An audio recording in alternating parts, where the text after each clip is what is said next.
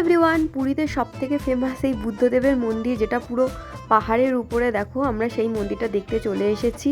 তো এখানে আমি দর্শন করে নেব। খুবই সুন্দর মন্দিরটা, খুব সুন্দর দেখতে, আর এতটাই উঁচুতে পুরো পুরীর ভিউটা এখান থেকে দেখা যাচ্ছিল। তো দেখো কি সুন্দর। আর বেরিয়ে আমরা এই বুদ্ধদেবের এই শোপিসগুলো দেখছিলাম এখানে, আর এই দুই বন্ধু মিলে দেখো খাবারের দোকানে দাঁড়িয়ে পড়েছে। তো নিচে গিয়ে আমরা চলো এবার একটু আখের রস খাবো।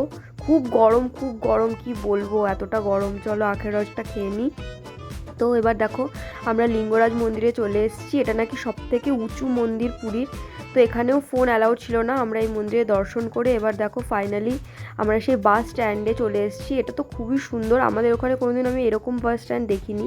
তো এখানে আমরা একটু ফ্রেশ হয়ে এবার আমরা চলে যাব বাস ধরতে। তো এখান থেকে আমরা বাস নিয়ে নিয়েছিলাম আমাদের বাড়ি আসার। সো গাইস, ফাইনালি আমার ট্রিপটা এখানেই এন্ড হচ্ছে। এই ট্রিপটা থেকে তো আমি প্রচুর প্রচুর মেমোরি আমার সাথে করে নিয়ে যাব, যেটা সারা জীবন আমার সাথে থাকবে। তো চলো আজকের ব্লগটা এখানেই এন্ড করছি। দেখা হচ্ছে তোমার সাথে নেক্সট ব্লগ।